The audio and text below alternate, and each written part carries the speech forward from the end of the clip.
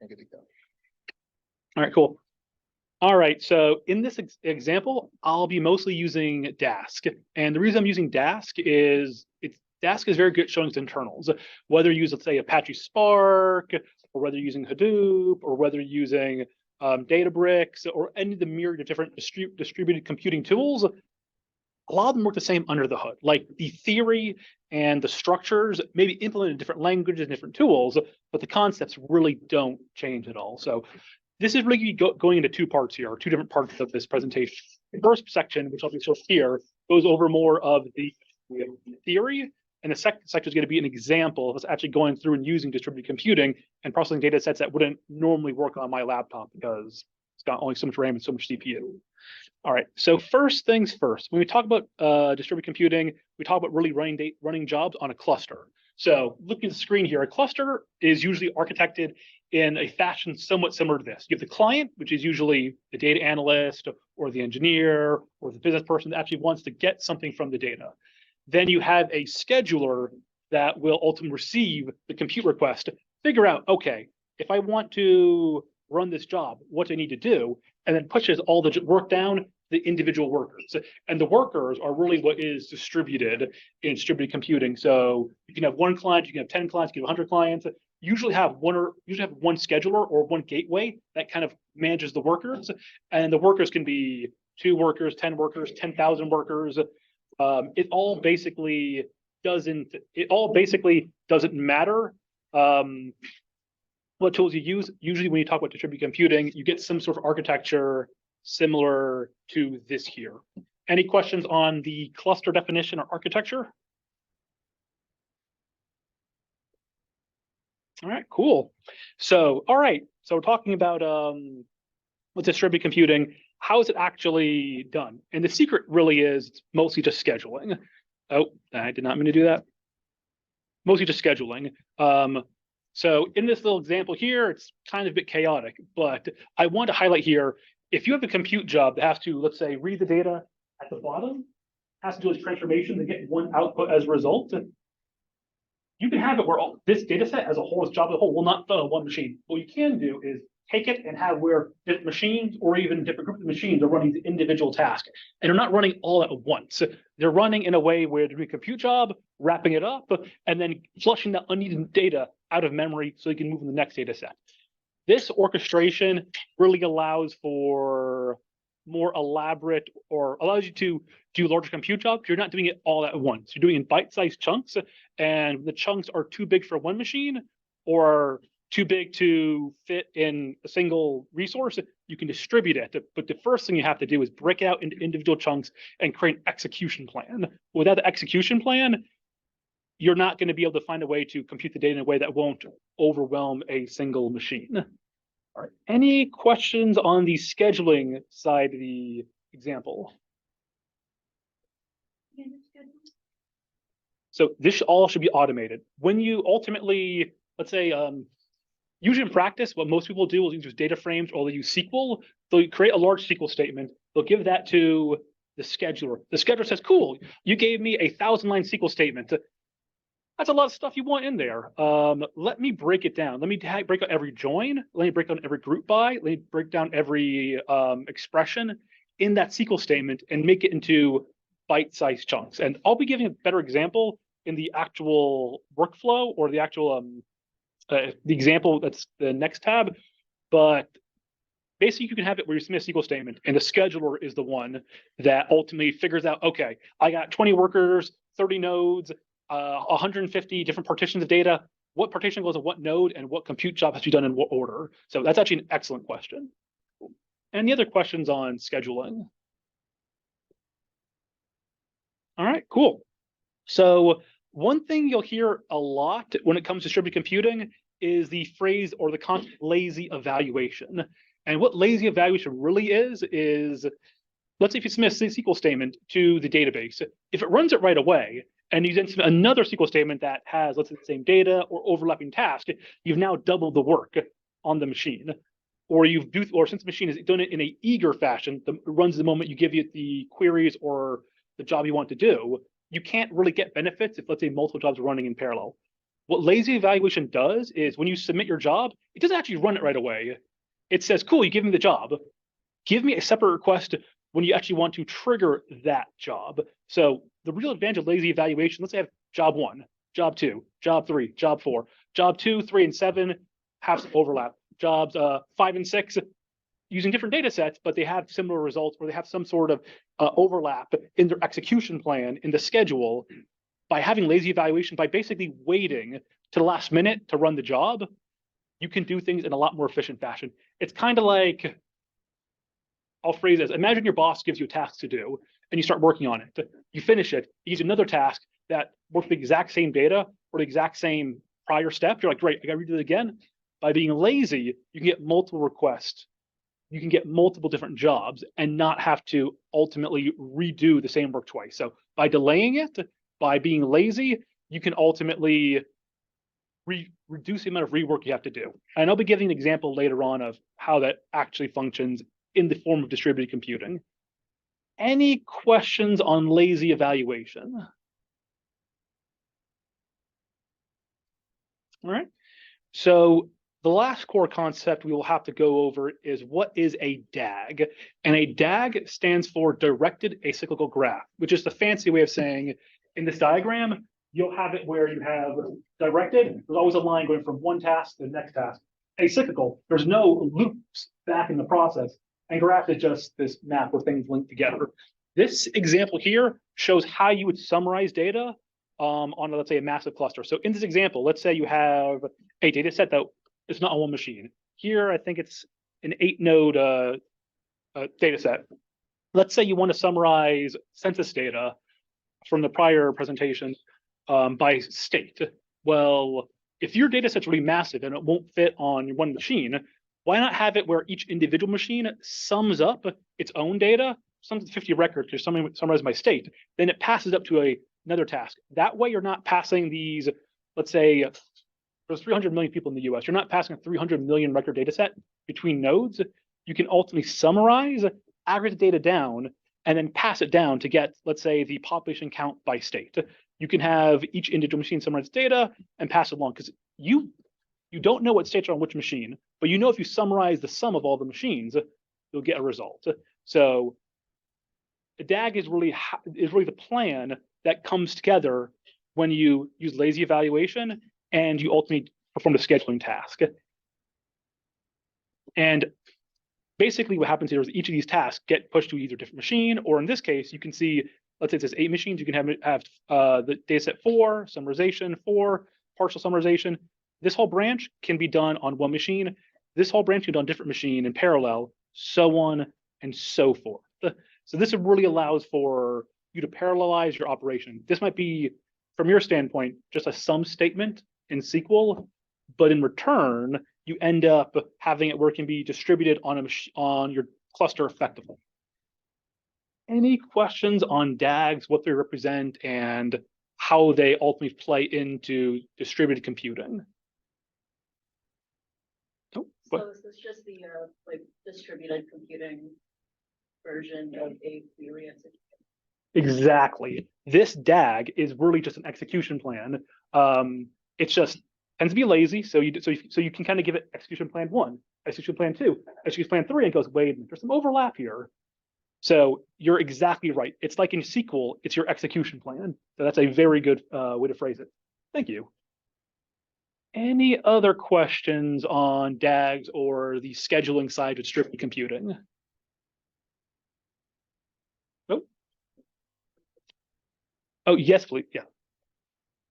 That scenario, is there an consideration or scenario where processing the data itself might change when you want to execute it, when you actually execute it?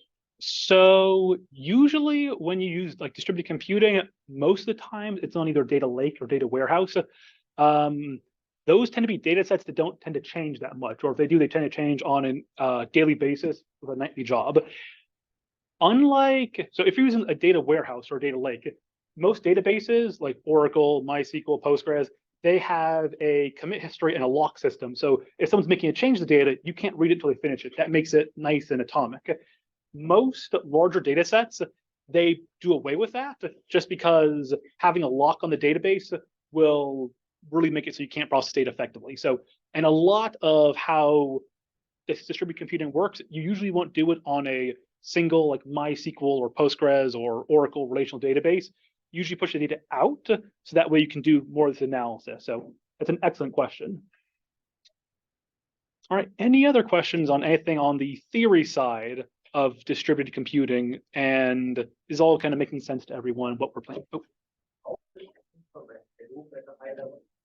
So Hadoop is more, well, Hadoop's more of an ecosystem. So I'll give two things that. The HDFS, the how Hadoop actually stores data, that's not really related to this too much. What is related is Hive. Hive is the SQL engine for Hadoop, and it still uses lazy evaluation, scheduling, all these core concepts hold across the same. So this would be, in the Hadoop context, Hive would be a one-to-one relation to what we're showing here. So, excellent question. Any other questions on distributed computing and the theory? All right, cool. So that kind of covers the theory section. I put together a practice example where we're actually going to go through and do something live involving distributed computing. I don't have a cluster with me, but I have my laptop. So we're ultimately going to have multiple workers set up my laptop, and we're going to use it as if it was a very small cluster, but using a lot of the same technologies and resources. If you want to follow along, the links to my GitHub repo will show you this notebook, and you can follow along too. All right. So first I'm going to import some resources and start up a cluster locally. So this will take a quick second to get everything all started up. All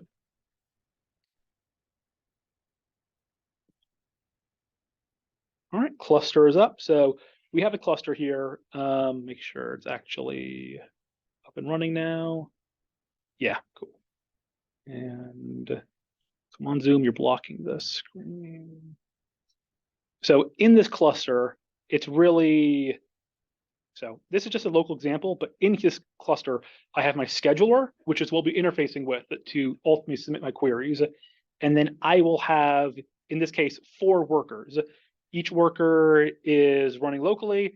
It has 4 threads, 8 gigs of RAM. But basically, I've kind of set up a local cluster here. It takes up basically my laptop and cuts into 4 equal portions.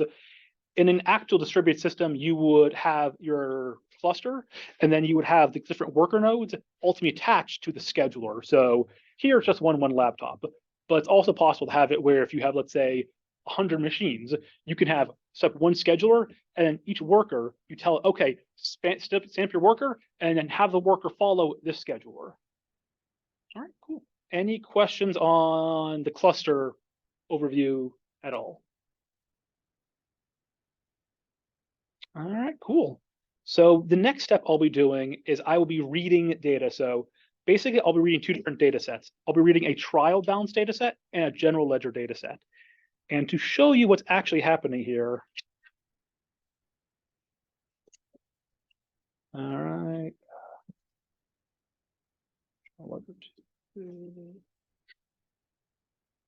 So these data sets are really 3 files under the hood. My general ledger data set is going to be 2 individual files or 2 individual chunks. This matters later because during scheduling, you can't just read it as one operation. It's got 2 operations, 1 operation per read each file. For the trial balance, it's really simple. It's just 1 single file. So we're dealing with 3 files here under the hood for 2 different data sets. But what's really interesting here is when I read this data in, if you actually look at the data frame that I'm pulling data into, it's not actually, there's no data actually in there. This is lazy evaluation. It ultimately knows the number of chunks of data. My trial balance has 1 chunk of data. My general ledger has 2 chunks of data, and it knows the structure of the data columns, and it knows the data types. This allows the lazy evaluation to know what it's working with and ultimately create a plan. So by knowing what data is available, how many chunks it's broken across by, and what columns are in what tables and what their data types are, it can ultimately create the plan. The plan is not finished yet. Haven't finished constructing the plan, but nothing's been read in yet. This is just a plan to say, when it comes time to read the data, this is what you're going to read, and this is what you should expect. Any questions on data being read? Yep. Find those like chunks of the data yourself, or is that something that? So, so the answer is it depends on what's writing the Parquet data. I'll give you a little sneak peek ahead. I actually have 3 files in here, 2 general ledger and 1 trial balance. One of the data sets is this 100 million record data set and has tons and tons, about 500 different Parquet files in there. I didn't tell it how to write Parquet out. It was just kind of provided that way, but rule of thumb is whatever's creating the Parquet data will define how to chunk it. And the rule of thumb is when you get the really massive data sets, having all fit in one massive file that's terabytes large isn't practical. What makes a lot more sense is to have a folder that's marked as .parquet, and then in there you have all your individual chunks. Because like in this example here, 500 records, I think in total this data set is over 2 gigs compressed, and when uncompressed is a little over, I want to say 20 gigs of data. Because of that, it just breaks into these different chunks. And when it comes to later into analyzing the data, there'll be a separate task per chunk to make sure you don't overwhelm the laptop by trying to put all in the memory at once. So do step 1, finish that, your memory, do step 2. So that's actually an excellent question. And the answer is, unfortunately, it depends. But if your Parquet files end up, if they're ever over 100 megabytes, that's usually bad practice. 100 megabytes tends to be the safe limit that you can write Parquet out without creating problems later on downstream. So excellent question. Cool. Any other questions on the data read we just did and what it's representing? All right, cool. So once data's not been read in, we create the plan to read it in. Now we're gonna do a lot more things to ultimately create a plan on how we actually want to analyze data. So I have a few more steps here. These are more just, all right, group by. If you're familiar with SQL, you're gonna group by data set. I'm gonna summarize the data. I'm going to ultimately filter the data based on any amount greater than 0, and I'm going to join it back. So don't want to get too much into the syntax itself here, but what I do want to sit down and focus on is this visualization. Nothing's been done yet. This is still lazy. This ultimately is the plan that Dask has put together for actually analyzing and making sense of the data. And I want to go through the plan. This kind of shows what I've requested and what the machine's thinking it wants from me here. I should refresh this tab and it should show, nope, that's not it. All right, cool. So to give some context, the way you read this diagram or this graph is ultimately from the bottom up. So I'm going to go to the bottom here. So basically, the first thing I did in my code is I want to read the data. I'll read my general ledger data. There's read Parquet 1, read Parquet 2. If I go back and look at my actual data, you'll see there's actually those 2 Parquet files, Parquet part 1, 0 and part 1. That's basically read 0, read 1. Those are the first 2 steps. And that is the initial read. The next thing I do is I'm going to group by my data. And I'm going to group by journal ID and summarize the amount. The way it's represented in the query plan is saying, okay, I want to group by. What group by ultimately is, I just want to aggregate the data down and summarize it. So first, I need to get my necessary elements. I need to then group by each individual file. So this Parquet file gets its own group by operation to summarize it down. This other Parquet file gets its own group by to summarize it down. Now you have 2 group bys. You aggregate your data down on the individual chunks. Now you need to combine them together to get the group by of group bys. So if you're summarizing, let's say, population by state, for example, here. Oh, question? What are the circles in between the circles in between the P and the five? So in this diagram, the circles are computational tasks and the square boxes are data sets. So it's actually reading and then flushing data out of memory so we can pick up the next task, and then it reads it back in. So each of these squares are the actual data sets, and the circles are something being done. So here, reading data, extracting necessary elements out of my tables, then summarizing it up on an individual chunk basis, and then you summarize the chunks to create one massive data set. All right, cool. Any questions on the group by and how this functions in the lazy evaluation diagram? So I get the question actually. So this is picking up, go back to the model. Oh, sure. So it's flushing the data out. So is that same picking up the next task once it flushes out? So, Go to the next task. so if your question is, so the question is, does the same computer read the same data set when it flushes it out? The answer is it depends. If you're on a single machine like here, yeah, it's going to write it back and then read it back up, not a problem. But let's say if you had a few hundred machines, in this task might be, okay, cool, I did compute job on this machine over here. The second compute task is scheduled for this other machine. I need to copy that data over.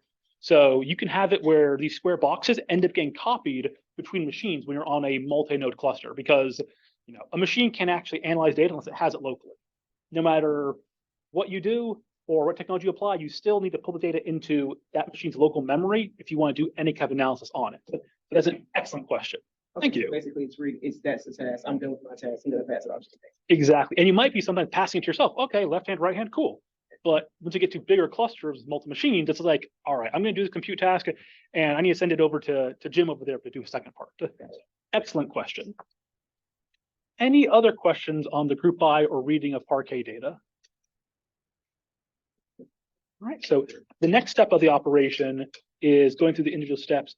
This next step here, it basically takes the summarized amount created earlier, gets the absolute value, rounds it to 2 so you don't get any funny remainder, and then is it greater than 0? So this operation here is something called a Boolean mask. What it really means, it's like a where statement in SQL, just what data you want to scope in and what data you want to scope out. But the way it's represented is we have our output from our group by. We want to get the absolute value, We want to round it. We then round it and then find out what's greater than 0. And you'll see a GT greater than 0. This will ultimately then output a filter to say what data we want to keep.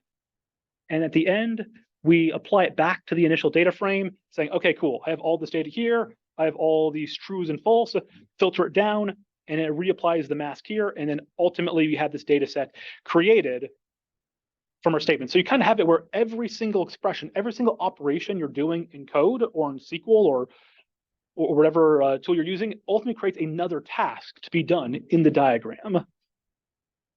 Any questions on the analysis being done here, where we should read, group by, value, round greater than 0? All right. So the next step is merge. And if you don't know, merge basically means join, as from SQL. You basically have our initial data set. We have this filtered down data set to only the, well, in this case, from an accounting standpoint, these are the entries that are questionable or something's gone wrong. I want to join them back, inner join, so I can kind of filter down my population. And something interesting here, this DFGL, it's used on the initial group by, and it's reused again on the merge. Because we're using the data twice, we're not going to read it twice. We're ultimately going to read the data once, store it on disk, and then you'll see here's 2 lines going up. Line 1 goes to the group by statement we went to. Line 2 goes to the side, and it's saved all the way for later because we need data later, and we know we need the data later. We're not going to reread it twice. So this is an example of how lazy evaluation ultimately allows us to not have to redo the same thing twice. By submitting multiple statements, it creates this plan, and it says, oh, you need the same data twice? Why am I going to read it twice? Let me just hold on to it for later. But as mentioned also, this in our merge statement, which is basically same as a join, we're going to ultimately take these 2 data sets and join them together to filter it down. If you notice, there's 2 different merge chunks, which means since there's 2 different Parquet files initially, they're both being joined separately, and you ultimately get, following the diagram here, 2 outputs.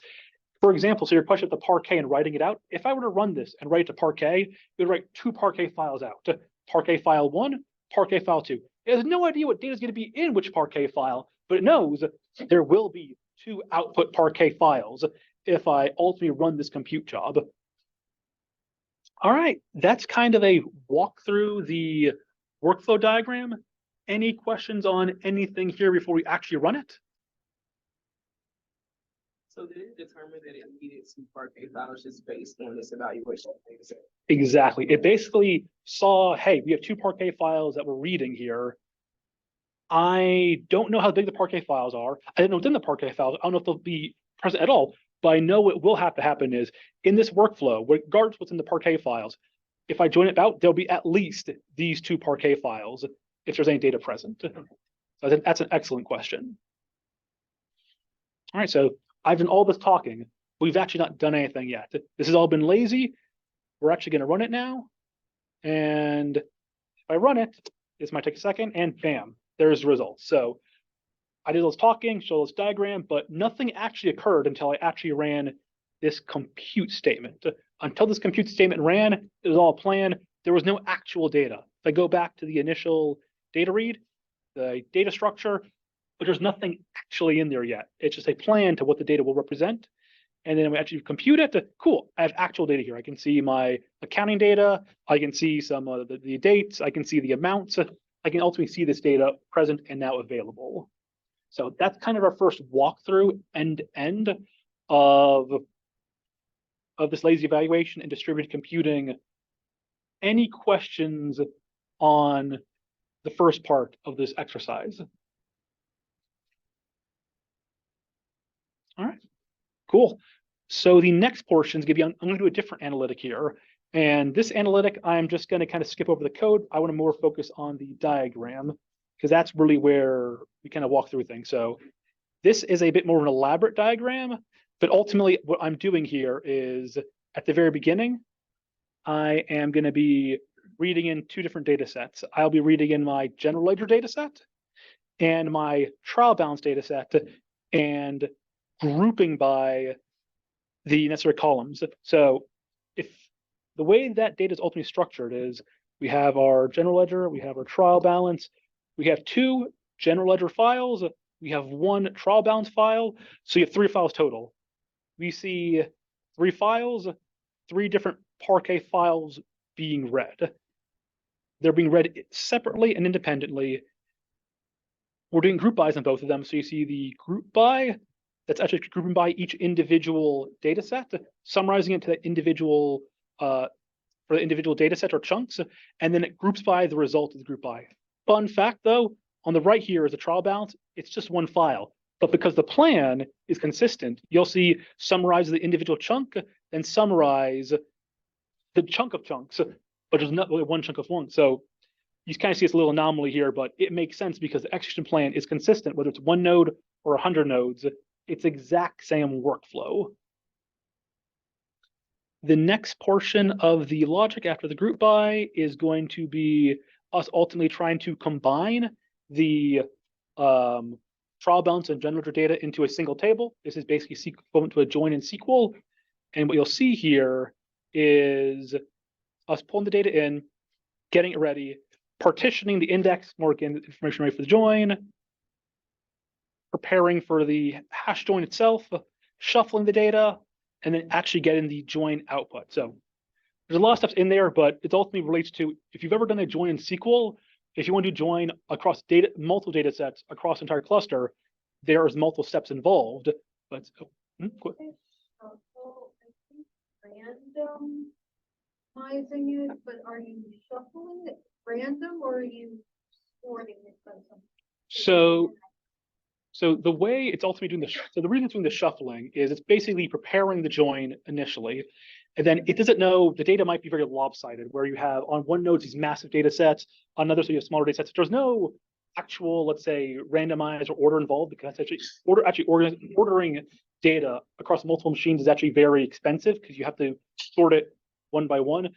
All the shuffle does here is says, okay, if my data set's lopsided, I want to smooth it out so the compute job is evenly distributed. So I don't want to have like one node runs for 2 hours, the other node runs for 2 minutes.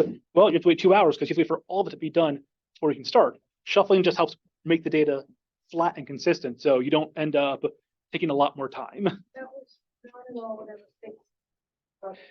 Yeah, it's a bit nuanced until you actually get into, let's say, some of the theory of how this is orchestrated. You're like, well, why do you shuffle it? All right, you don't want to have your data be lopsided. So excellent question. Any other questions on the join example we're going through here? Okay. So the next portion of the compute job is we're computing a new column. And the new column called difference is just taking column 1, adding column 2, minus column 3. And you'll see the exact same thing here too. You'll see the output get pulled here, we will take column 1, take column 2, add them together, take column 3 and subtract it, and we'll get our new column as an output. And then the last step of the workflow is we're just renaming the columns to make it more presentable because I'm using table specific names. I want to change to make it more presentable, and there's a rename. So this is ultimately the DAG that represents the lazy evaluation for the separate compute job. Any questions on it before we actually run it?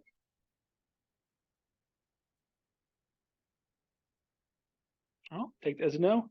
So when it actually run the compute job, it ran pretty quickly and analyzed it. So right now, we've done 2 separate analytics and we've done them independently. If analytic 1 took 2 hours and the job 2 took 2 hours, but most of that time was just reading the same data off disk, it wouldn't be very efficient.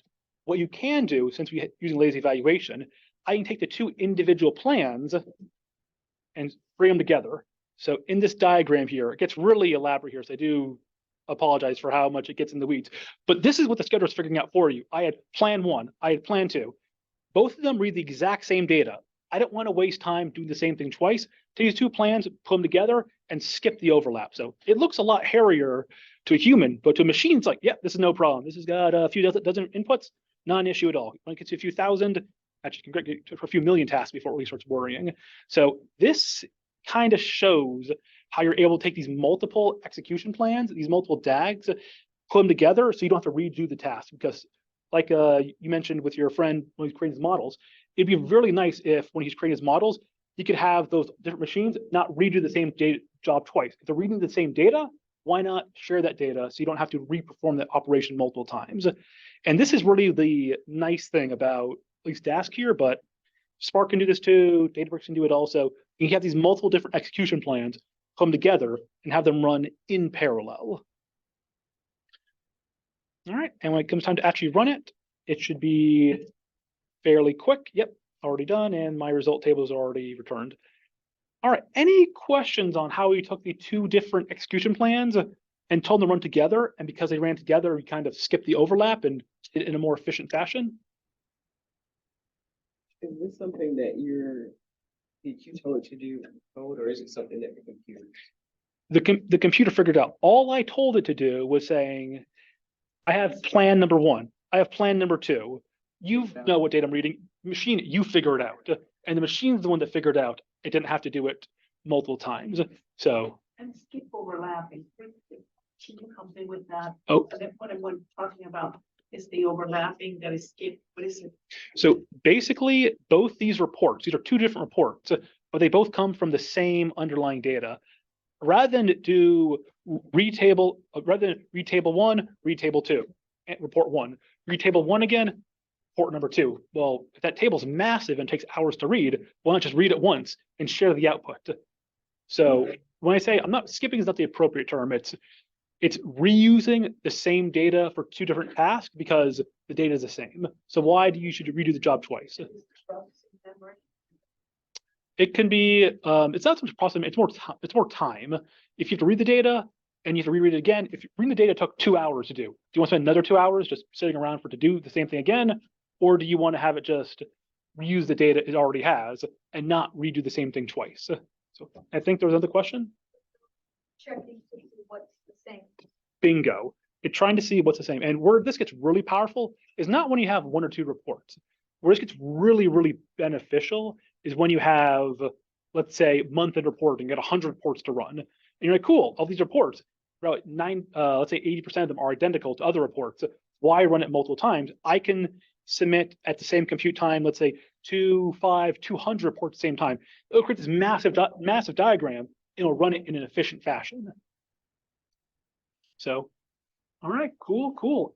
Any questions on this? Because the next section is going to be ultimately putting this to the test.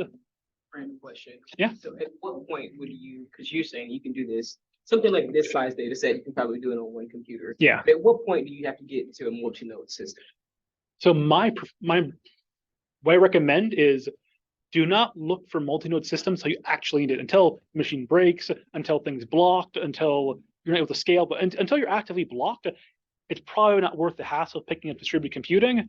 But when you do get blocked, this is probably where you want to start looking to. But if you start, don't preemptively overly optimize, because you're probably gonna spend more time solving problems that never show up than the problems that actually do show up. Okay, so just push your computer to the limit until.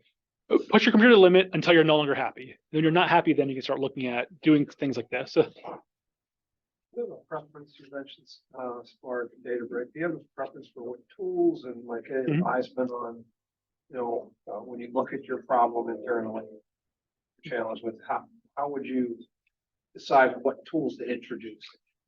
Which vendors to work with? So my rule of thumb usually comes down to, or what I usually recommend to most people when they're starting most organizations is Spark/Databricks tends to be the most well-established player in distributed compute.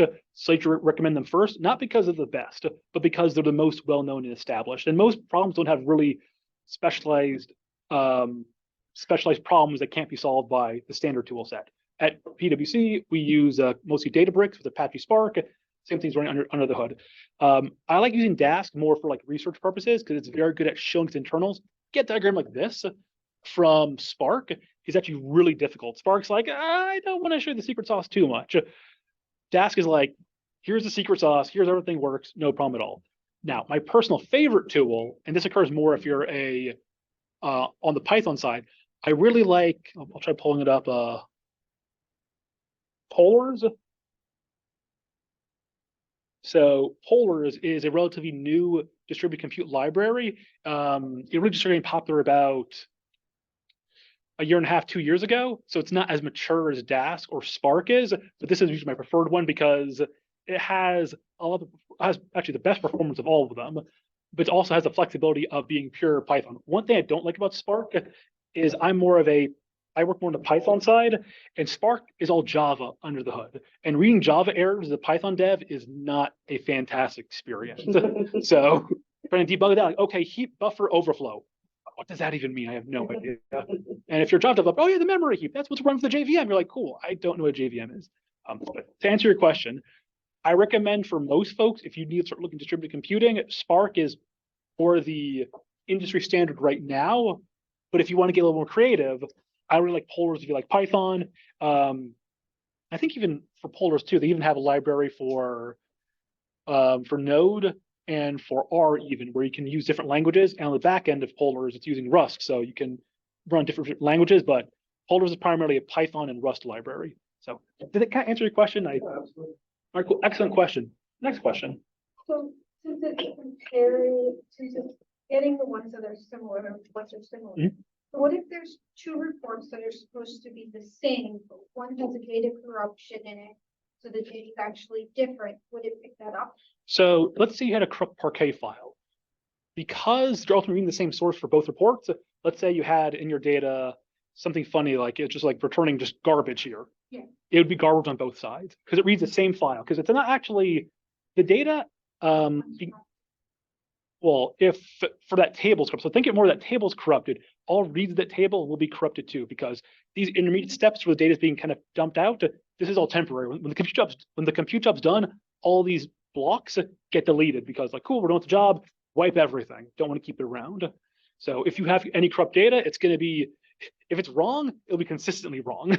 Okay, so corruption needs to be get somewhere else. Yeah, if you have, it's garbage in, garbage out. Feed in bad data to any tool, put bad data in, we get bad data out. So excellent question. Any other questions on this before we get into the stress test? All right, so I've been talking a lot of theory, kind of showing a lot of diagrams, a lot of practice slides, but the data set we've been working with is like 250,000 records. It fits in Excel, not that fancy. The next exercise, I want to do basically the same thing I did now, but I want to work with 100 million record data set. So if you take a look earlier, I went into this general ledger, 100 million record data set. This thing has 500 files. In total, it is 1.2 gigs of data compressed. My laptop can't hold all this data in memory at once. If I decompress it, it'd be around 20 gigs of data, and my laptop's not gonna have a good time with that. So this is an example of data set where we're gonna analyze it now, and it just will not fit on my machine. Because Dask kind of does it in chunks, I can enter it on my machine now, but I'm not doing it all at once. In distributed fashion, you'd ideally have multiple machines working on this, but at no point are all 500 chunks here all stored in memory at the same time, because you're just going to run out of resources. So in this example, we're going to go through this and actually basically the same thing we just did, but with a much, much larger data set. I'm also want to show, and I've not showed this yet, because this job takes a while to run, this dashboard kind of helps explain what's going on. Because a lot of these compute jobs, they don't run in seconds. A lot of times they're nightly jobs, they run for hours at a time. And the way this diagram works, because I'm about to show it when we're doing the compute job, at the bottom here, you'll see all the individual tasks as they're lined up and plan to run. In the top section here, you will see the actual task being run. On the left, you'll see the memory usage of the cluster. And on the bottom left, you'll see the process being allocated to each worker. It's blank right now, doesn't make a lot of sense. Let me actually run the compute job and it will start to show what's happening here. So I'm going to do the exact same thing as before, but this time I'm going to read this massive data set that will not fit all on my laptop, not fit in my memory, my laptop all at the same time. So get that all queued up, get those tasks ready, and then I'm actually going to run it here. And if I start running the job, you'll see in the back here, all the tasks queued, they're orchestrating and being done in chunks, and they're being done in a way where you're not pulling all this data into memory at once. It basically does a task, writes the output, and flushes the memory so we don't overwhelm the resources. You see the individual tasks running up here. You can see the resources on my laptop are filling up. I have 32 gigs of RAM. So if I fill up to the end here, my machine will no longer process it, but it's not pulling it all at once. It's doing it in a piecemeal fashion, and there, it just finishes, and I get the results right now. If I take a look down here and actually look at my data frames, I get my outputs.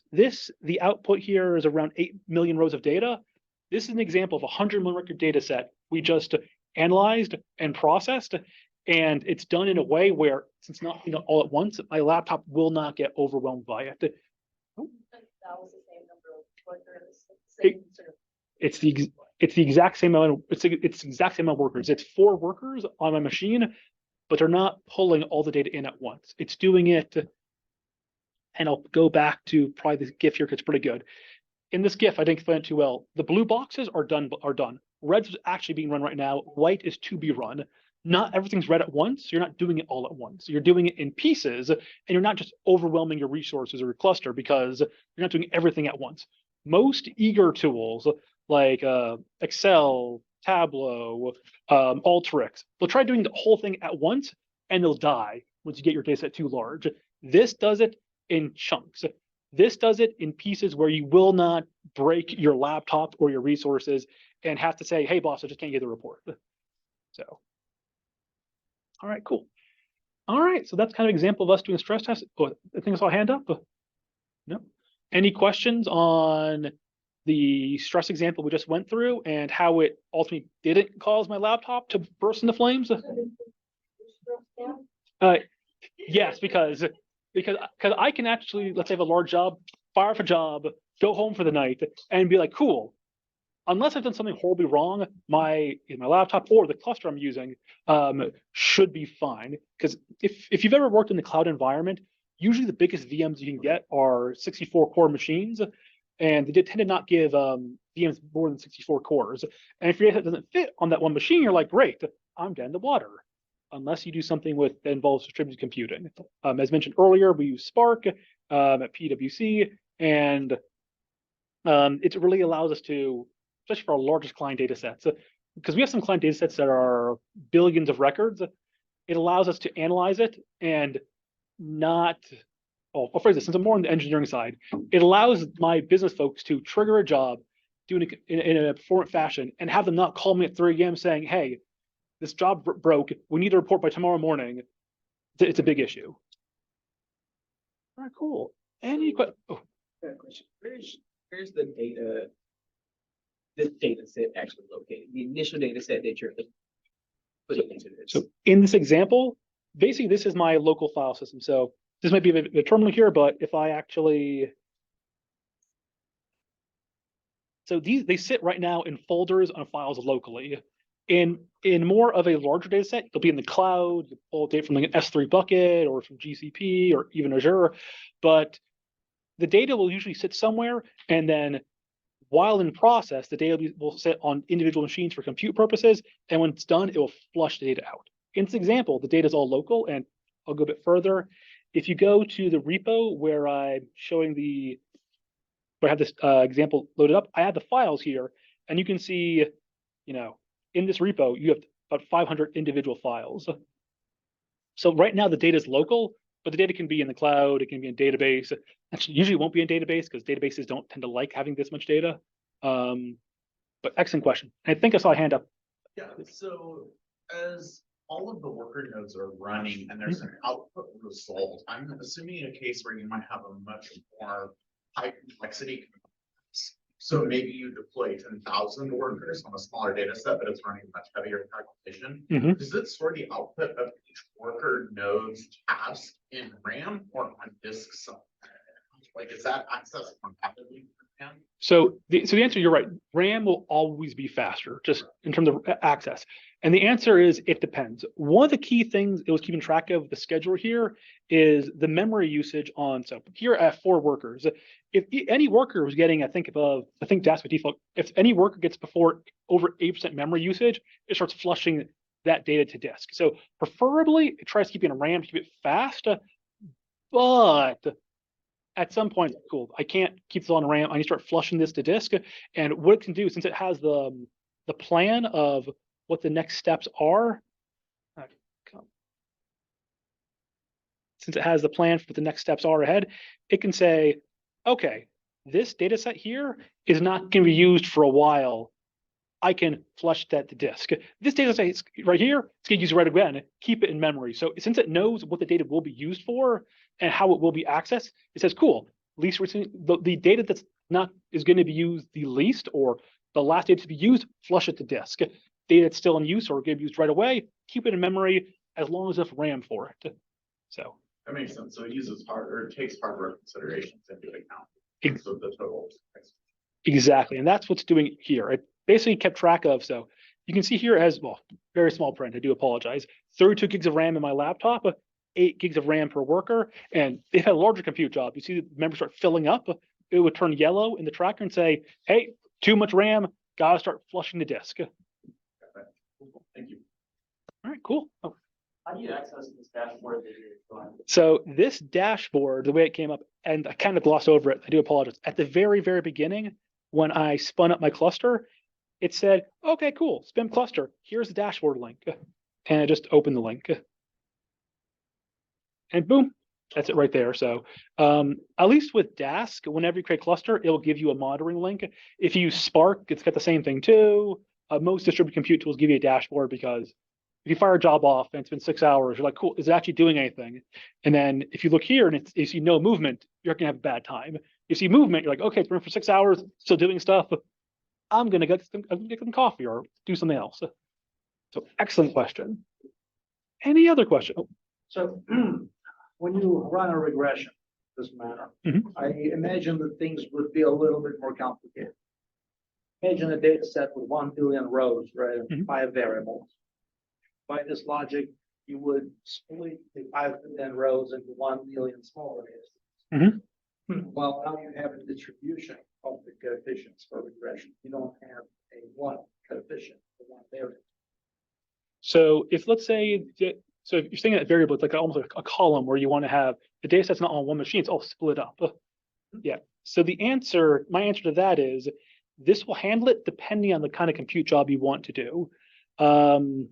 As I'm going to pull this diagram up again. So this is where it's really nice with the group bys. Let's say if you want to take that data point and do a regression where you need to get all summarized up or do some sort of computation with it. Depending on what you're doing with it, let's say you want to filter on it, that can be a filter step per node, no need to share data, nothing has to be shared to actually filter the data out to reduce it down. If you're doing group by, you have to get all together at some point. It can basically do the analyze or summarization individually, then summarize the results, get the result of results. So depending on what transformations you do to data, it will depend on how it either brings you together or keeps it separate. Does that kind of make sense? Or Yeah, because when you calculate regression, you do the matrix multiplication. Yep. So the matrix is unique to what's the specific data set that you created a chunk. And those summaries show the results of the matrix multiplication that will be different between.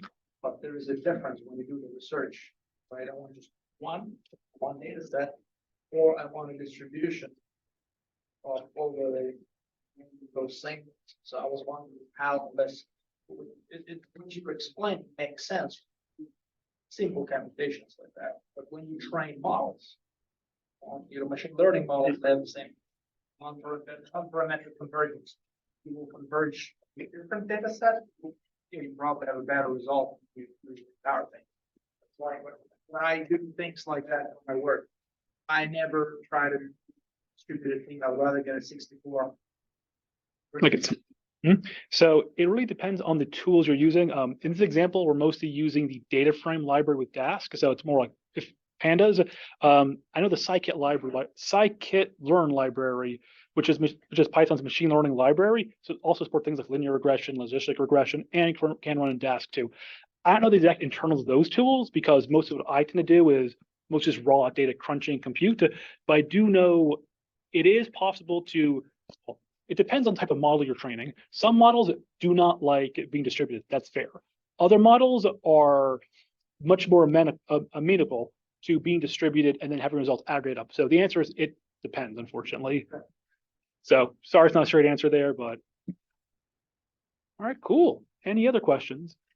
In terms of like the number of workers, is there a, like what I say, a best maximum numbers based on the execution plan, or is it just much better?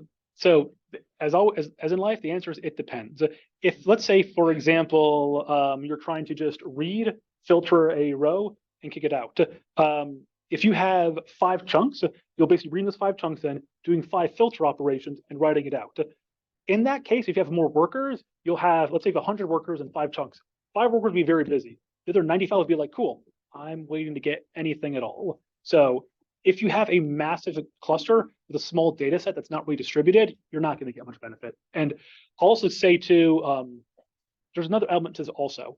If your compute jobs are going to take hours, this is a fantastic tool. But if your compute jobs takes milliseconds, this doesn't make sense because in this thing, when you, let's say, create this query plan, this takes time. And for small data sets, it actually might take more time to create this execution plan, like all this here. It might take more time to talk to the nodes, plan it out, figure it out. If you can afford waiting 3 seconds for your query to even start running, this is great. If you can't wait more than 3 seconds, let's say you're doing a UI and you need to give users an immediate response. This probably won't make sense because the time it takes to really organize, plan everything out, check with other workers, that does take time. And for example, in Spark, I remember working with like a 100-row data set. It wasn't even that big, but it took 3 seconds to get all the nodes coordinated and then like 1/10 of a second to actually do the compute job.